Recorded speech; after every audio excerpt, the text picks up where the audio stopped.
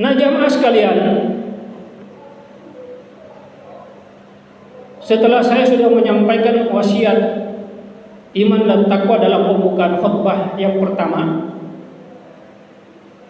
perkenankan saya untuk menyampaikan sebuah judul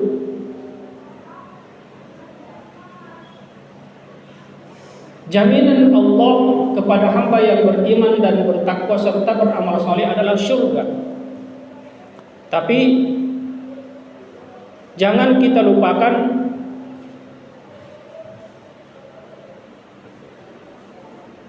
yaitu sifat-sifat calon penghuni ahli surga. Ini yang lebih utama dan lebih penting sekali. Oke, saya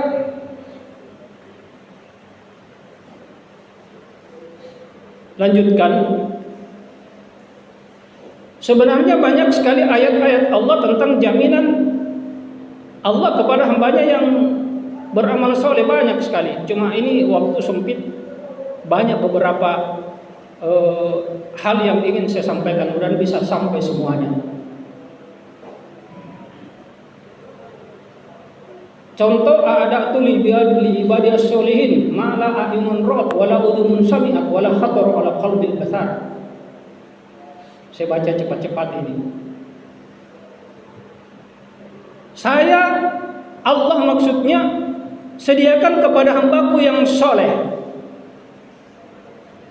apa yang tidak pernah dilihat oleh pandangan mata, apa yang tidak pernah terdengar oleh telinga, dan apa yang tidak pernah dibayangkan oleh pikiran dan perasaan.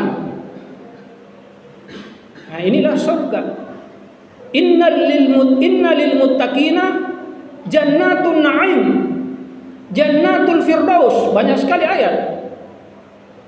Sesungguhnya bagi orang yang beriman itu adalah balasannya, tempatnya adalah surga yang penuh dengan kenikmatan, surga firdaus. Man amila sholihan min dzakarin aw unsa falahuyyannahum hayatan thayyibah wa lanajziyannahum aswal ladzi bima kanu ya'malun. Siapa yang beramal saleh, baik dia laki-laki maupun perempuan, maka aku akan berikan kepadanya kehidupan yang baik. Maksudnya di surga. Dan aku berikan kepadanya balasan yang paling terbaik untuknya, yaitu surga, dari apa yang dia perbuat, yang dia amalkan. Banyak sekali dia. Ya.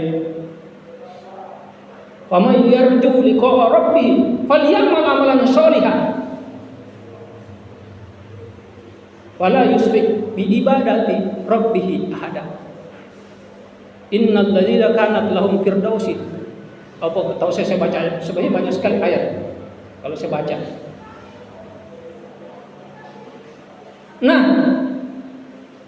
kalau kita bahasakan secara dunia, gambaran dunia dulu, saya ingin kembali ke poin yang pertama. Kebahagiaan, keberuntungan, kemenangan bukan dilihat dari kayanya seseorang, bukan dilihat dari banyaknya jabatan, bukan dilihat dari gantengnya, cantiknya, tenarnya namanya, bukan dilihat dia seorang yang misalnya keturunan derajat yang tinggi, Karaengka, Andika, Buangka, Petaka, Radenka, dan yang lain sebagainya. Itu semua hanya pandangan dari sisi manusia. Ya. Dalam hadis yang karena ini tiba masa tiba akal saya ucapkan, pernah memang saya hafal, ini hadis riwayat Tirmizi kalau tidak salah. Dalam arti teksnya, kadang ada seseorang dipuji, disanjung-sanjung, dimulia-muliakan di sisi manusia, tapi dia di sisi Allah tidak ada nilainya, walaupun seberat seperti sehelai sayap nyamuk. Nah, inilah yang dikatakan jelas oleh Allah, inna akramakum 'indallahi atqakum. Orang yang paling mulia di sisimu, di sisi Allah adalah takwa, orang yang paling bertakwa. Kembali lagi ke dalamannya, bukan hanya takwa. Itu gambaran umum. Kedalamannya Allah tidak melihat semuanya itu. Perlu memang amal soleh, karena itu wasilah memancing untuk mengundang turunnya rahmat Allah. Itu hak pasti bagi seorang hamba. Tapi yang lebih utama dan lebih penting, yang tak kalah penting daripada penting, hati. Ini yang saya mau bahas. Inna Allah la yanzuru ila suwarikum wa la yanzuru ila ma fi ajsadikum walakin yanzuru ila ma fi qulubikum. Allah tidak melihat bentuk tubuhmu, Allah tidak melihat bentuk wajahmu, tapi yang Allah pandang hatimu, qalbumu.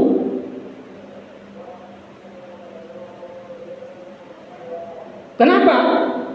Maaf, saya menyampaikan ini bukan berarti bahwa saya orang mulia, bukan berarti saya orang suci, bukan berarti saya orang selamat. Tidak, demi Allah, saya juga kasihan orang yang kotor. Saya juga banyak sekali kekurangan diri saya. Saya bukan manusia sempurna sama kita. Saya juga banyak dosa, banyak salah, banyak hilaf.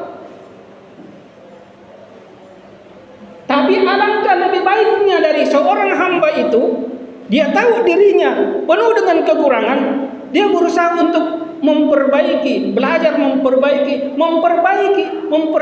Dia selalu tanya, istafti qalbahu wa in aftukan nas. Tanya hatimu, tanya jiwamu, tanya batinmu. Walaupun banyak manusia yang telah memberikan wasiat, nasihat kepada kamu, atau walaupun kamu sudah menyampaikan kebaikan, tapi kembali ibadah binafsi, kembali kepada dirimu. Ini penting.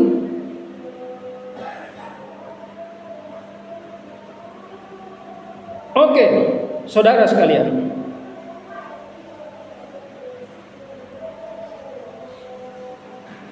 hal yang penting untuk kita kembali adalah ibadah sosial. Kalau Al-Qur'annya hablum minallah wa hablum minan nas. Ada ayatnya tapi tak usah saya baca lagi, panjang lagi.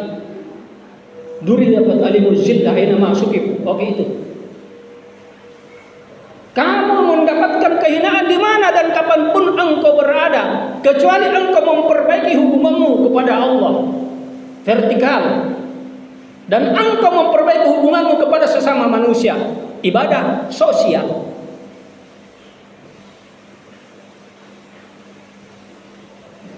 Ya, ibadah sosial.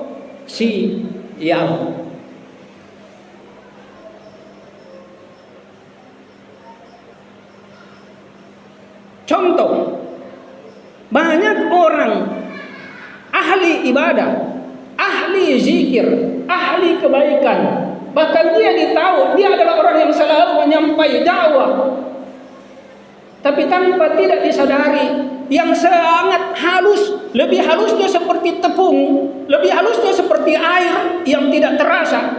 Dia tidak sadari di dirinya ada penyakit batin.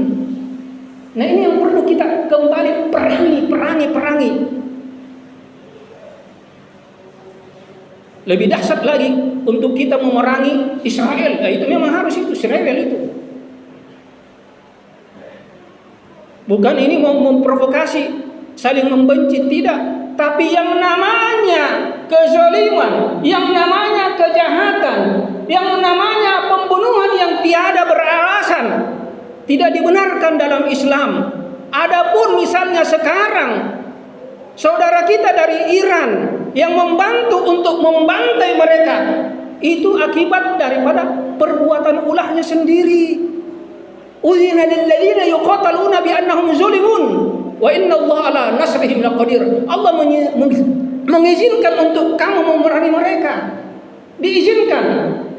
Adapun misalnya kalau Iran itu beda paham dengan kita Syiah, kita ini misalnya Ahlus Sunnah wal Jamaah atau Muhammadiyah, cukup kita berpegang teguh bahwa ini akidah saya, akidah kamu begini. Yang penting kita sama-sama saling mengingatkan dalam kebaikan. Terserah dia apa yang Allah akan berikan kepadanya. Demi untuk kemaslahatan dan kemanusiaan, kita dukung Iran. Sebagaimana Iran juga mendukung tanpa susah payah. Kita berteriak di demo-demo, aksi demo, free Palestina, tapi tidak ada hasilnya karena tidak ada gerak. Ya,